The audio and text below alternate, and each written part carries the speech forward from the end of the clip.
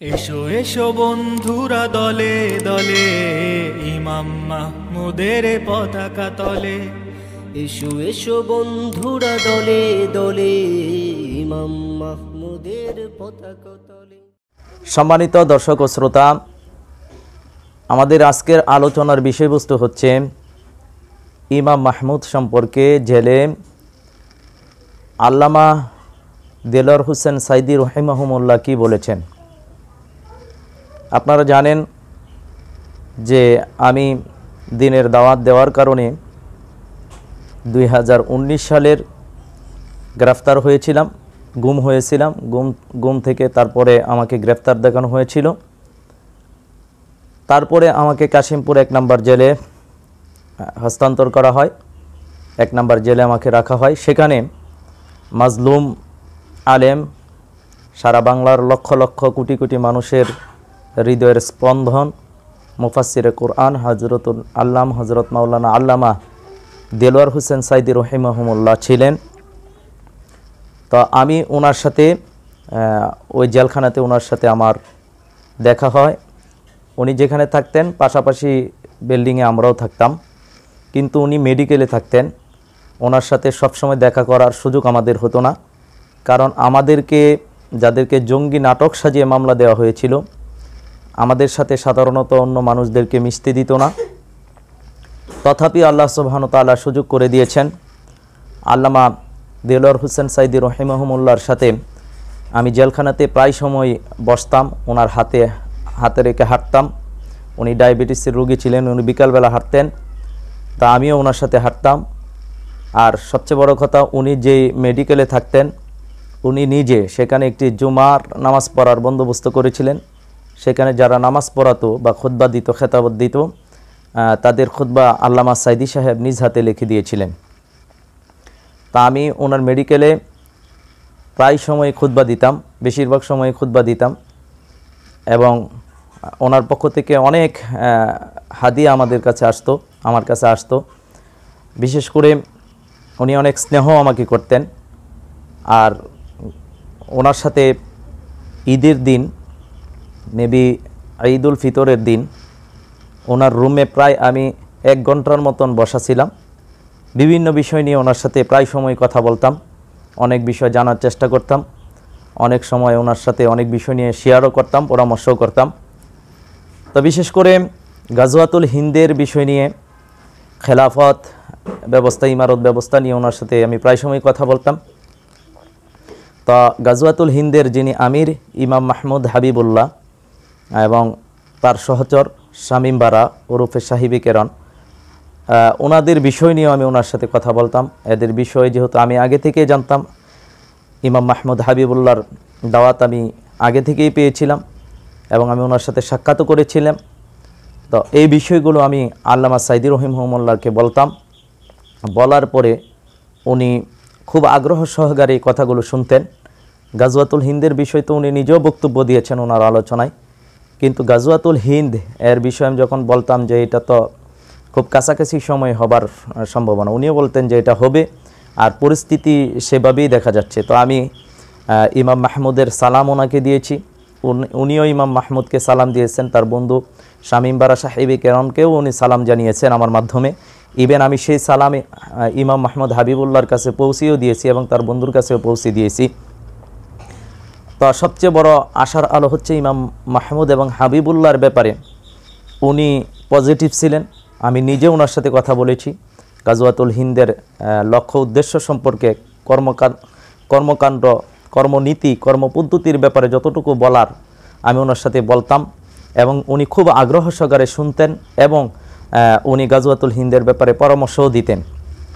তো অনেক শুভাকাঙ্ক্ষী ভাইয়েরা হয়তো আল্লামা সাইদি সাহেব ভিতরে কী অবস্থায় ছিলেন, ওনার স্মৃতিচারণ সম্পর্কে অনেকেই জানার আগ্রহ ছিলেন, কারণ লক্ষ লক্ষ কোটি কোটি জনতা দলমত নির্বিশেষে ওনার তাফসির শুনতেন, মনোমুগ্ধকর হয়ে ওনার তাফসির শুনতেন। ওনার লক্ষ কোটি ফলোয়ার এখনও রয়েছেন, ওনাকে ভালোবাসে মহাব্বত করেনিওয়ালা ছিলেন। যদিও বিভিন্ন দলমত আমাদের দেশে আছে, মতের পার্থক্য থাকতেই পারে, তথাপিও একজন মজলুম আলেম হিসেবে ওনাকে কম বেশি সবাই মহাব্বত করতেন, ওনার তাফসির শুনে সবাই মুগ্ধ হতেন। তা ওনার স্মৃতিচারণ করে শেষ করা যাবে না। উনি জেলখানার ভিতরে অনেক মানুষের সাথে উনি দাঁড়িয়ে কথা বলতেন, যদিও প্রশাসনের পক্ষ থেকে বাধা ছিল। মানুষ যখনই জট বেঁধে যেত তখনই প্রশাসনের পক্ষ থেকে নিষেধ করা হতো। এরপরেও তথাপিও মানুষ অনেক বেশি তার সাথে কথা বলতেন। আমার স্পষ্ট মনে আছে, একবার একজন জেল সুপার জেলখানাতে আসলেন, ওনার নামটা আমি বললাম না। উনি আসার পরে উনি নিজেও সাইদি সাহেবের রুমের ভিতরে বসে অনেক কান্না করলেন, হুজুরের কাছ থেকে দোয়া চাইলেন। উনি বলতেন যে হুজুর, ছাত্র জীবনে অনেক বেশি মাহফিল আপনার শুনেছি, অনেক দূর থেকে শুনেছি, আপনার কাছে আসার সুযোগ হয় নাই, আমার জেলের ভিতর আপনি এসেছেন, মানে এ বলে উনি কান্নাকাটি করতেন। আর সাইদি সাহেব নিজেই আমার কাছে এই সব বিষয় বলতেন। ইভেন উনি কিভাবে মক্কা শরীফে কাবাঘরের ভিতরে কিভাবে প্রবেশ করলেন সেই বিষয়ে উনি আমার সাথে গল্প করতেন। তা অনেক স্নেহ আমাকে করতেন, অনেক হাদিয়া উনি আমাকে দিতেন, অনেক মানুষকে উনি হাদিয়া দিতেন। তো যখনই আমি জেলখানা থেকে আমি কোর্টের উদ্দেশ্যে যেতাম, আমাকে যখন কোর্টে নেওয়া হতো তখনই ওনার সাথে সাক্ষাৎ করার সুযোগ হতো। আমি মেডিকেলে বিশ্রাম নিতাম কোর্টে যাওয়ার আগ পর্যন্ত, যেহেতু আমরা বিশেষ মামলা ছিল আমাদেরকে এককভাবে নেওয়া হতো। তো ওনার রুমে বা ওনার কাছে বসতাম, ওনার সাথে কথা বলতাম। ওনার যিনি খাদেম ছিল উনারা ভিতরে এখনও আছেন, আরেকজন খাদের ভাই মোহাব্বত জুবাইর ভাই, উনি বের হয়েছেন।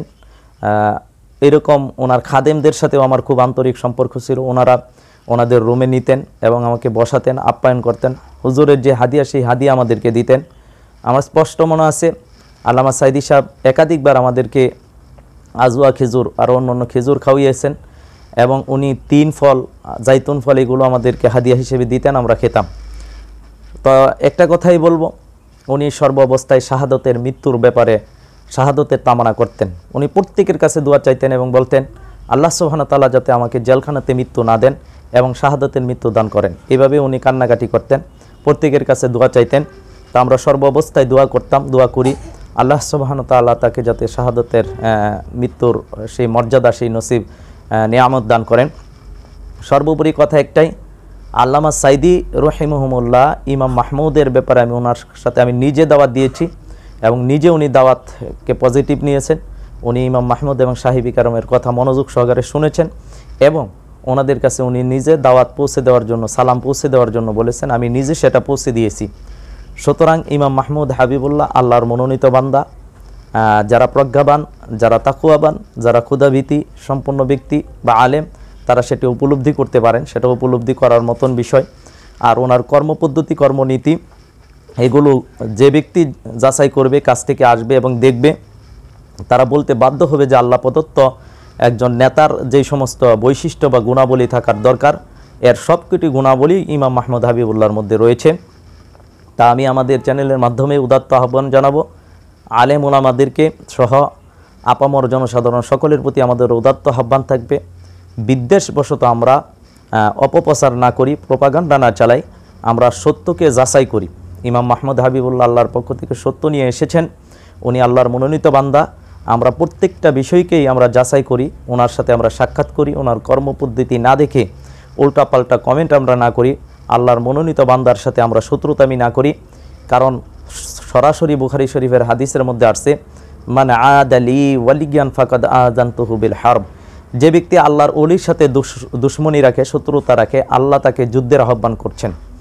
সুতরাং আল্লাহর ওলি ইমাম মাহমুদ শুধু ওলি না, উনি মুজাদ্দেদ, উনি একজন ইমাম, 12 ইমামের অন্যতম ইমামিন উনি, এবং উনি খলিফাতুল মুসলিমিন, 12 জন খলিফা যারা আসবে তাদের মধ্যে তিনি 11তম, ইমাম মাহদি হচ্ছে 12তম। সুতরাং বিদ্বেষবশত দলীয় গোলামি থেকে যাতে আমরা হিংসা না করি বা বিদ্বেষ না করি, এই উদাত্ত আহ্বান এই উম্মার প্রতি আমার থাকবে। প্রত্যেক আলেম সহ সর্বসাধারণ প্রত্যেকটা ব্যক্তির প্রতি আমার উদাত্ত আহ্বান থাকবে, আপনারা সত্য যাচাই করুন, সত্য যাচাই না করে উল্টাপাল্টা কমেন্ট করে আল্লাহর সাথে যুদ্ধে লিপ্ত হবেন না, আল্লাহর দুশ্মনে লিপ্ত হবেন না। সত্যকে আগে যাচাই করা প্রত্যেকের ইমানি দায়িত্ব। যখনই কোনো সত্য পৃথিবীতে আসে সেই সত্যকে যাচাই করা এটা ইমানি দায়িত্ব। তবে এক্ষেত্রে মনে রাখতে হবে, বিদ্বেষবশত হিংসার বশবর্তী হয়ে যাতে আমরা সত্যকে প্রত্যাখ্যান না করি, যেমনটি করেছিলেন ইহুদি খ্রিস্টানরা। আমরা যাতে সত্যকে সর্বপ্রথম যাচাই করি, ওনার কর্মপদ্ধতি দেখি, ওনার মধ্যে যদি কোনো শিরিক বিদআত থাকে, ওনার মধ্যে যদি শরীয়ত বিরোধী কোনো কর্মকাণ্ড থাকে, উনি নিজেই বলেন সেটি যে কেউ সেটি প্রতিবাদ করতে পারবে। এবং ইমাম মাহমুদের অন্ধ অনুসরণ করতে উনি নিজেই নিষেধ করেন। ওনার বায়াতের একটা শর্তই থাকে যে ইমামের অন্ধ অনুসরণ করা যাবে না। যে বা যারা বায়াত নিয়েছেন আপনারা জানেন যে উনি কুরআন এবং সুন্নাহ সম্মতভাবে মানুষকে কুরআন এবং সুন্নাহর দিকে আহ্বান করছেন। কুরআন এবং সুন্নাহ প্রতিষ্ঠায় আমরা একে অপরের সহযোগিতা চাই। ইসলামী ইমারত, ইসলামী খেলাফত ব্যবস্থা প্রতিষ্ঠার জন্য আমরা একে অপরের সহযোগিতা চাই, যেটি আল্লাহ আমাদেরকে নির্দেশ করেছেন যে সৎ কাজে একে অপরকে সহযোগিতা করার জন্য। আর অন্যায় আর যদি বক্রতা দেখেন, কুফুরি দেখেন, যে কেউ প্রতিবাদ করতে পারেন এবং সেটা ধরিয়ে দিতে পারেন। মানুষ ভুলের ঊর্ধ্বে নয়। ইমাম মাহমুদের নিজের বক্তব্য হচ্ছে ওনার নিজেরও ভুল হতে পারে, ইভেন ইমাম মাহদিরও ভুল হবে। মানুষ ভুলের ঊর্ধ্বে নয়, তবে উনি ভুলে স্থির থাকবেন না, কারণ ওনার কাছে ইলহাম আসে, আল্লাহ সুবহানাহু ওয়া তাআলা ওনাকে নির্দেশনা দেন, যার কারণে উনি অন্যান্য নেতাদের মতো নয়, অন্য মানবরচিত কোনো নেতার মতন উনি নেতা নয়। উনি আল্লাহ প্রদত্ত নেতা এবং আল্লাহ সুবহানাহু ওয়া তাআলা ওনাকে পরিচালনা করেন, দিক নির্দেশনা দেন। সুতরাং যারা নিরপেক্ষ মন নিয়ে সত্যকে যাচাই করার ইচ্ছা আছে, আপনাদের সকলকে আমরা বলবো যে আমাদের ফেসবুক, আমাদের এই ডিসক্রিপশন বক্সে আমরা আইডি দিয়ে দিলাম, সেখানে আপনারা যোগাযোগ করুন, ইমাম মাহমুদের সাথে যোগাযোগ করুন, ওনার সাথে সাক্ষাৎ করে ওনার কর্মপদ্ধতি, ওনার লক্ষ্য উদ্দেশ্য আগে দেখেন। কুরআন সুন্নাহ সম্মত হলে একে অপরকে সহযোগিতা করুন। আর কুরআন সুন্নাহর বিরুদ্ধে যদি কোনো ওনার কর্মপদ্ধতি থেকে থাকে তাহলে সেটি আপনারা ভুল ধরিয়ে দেন। এই উদাত্ত আহ্বান আপনাদের কাছে রাখলাম। যেমনটি আল্লামা সাইদি রহিমাহুল্লাহ উনি ইমাম মাহমুদ সম্পর্কে পজিটিভ ছিলেন, আমি নিজেই সেটার বাস্তব প্রমাণ। এবং আমার অনেক ভাইরা যারা আমার সাথে জেলখানাতে ছিলেন, অনেকেই বাহিরে এসেছেন, তারা জানেন যে আমি আমার ছোট ভাই যে আমার সাথে সাইদি সাহেবের সাথে আমরা একসাথে খুতবা দিতাম, নামাজ পড়াতাম, হাফেজ, সেও সাক্ষী হিসেবে অনেকেই আছেন। সুতরাং আমি বলবো যে আল্লামা সাইদি রহিমাহুল্লাহ ইমাম মাহমুদ সম্পর্কে পজিটিভ ছিলেন। উনি নিজ থেকে ইমাম মাহমুদকে সালাম জানিয়েছেন, ওনার বন্ধুকে সালাম জানিয়েছেন। তা আজকের এই আলোচনার মাধ্যমে আমরা শুধু এতটুকুই বলবো, আমরা যাতে সত্যকে সত্য হিসেবে গ্রহণ করতে পারি, আল্লাহ তাবারক ওয়া তাআলা সেই তৌফিক আমাদেরকে দান করুন। আমিন ইয়া রাব্বাল আলামিন। আসসালামু আলাইকুম ওয়া রাহমাতুল্লাহ।